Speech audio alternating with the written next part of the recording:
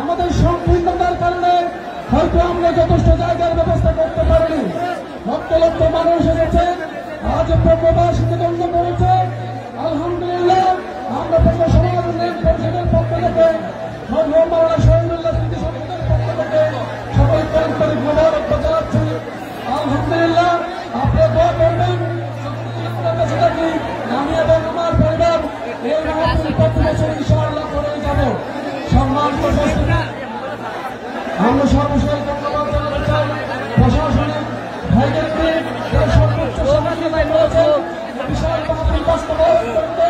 আমরা ধন্যবাদ জানাচ্ছি।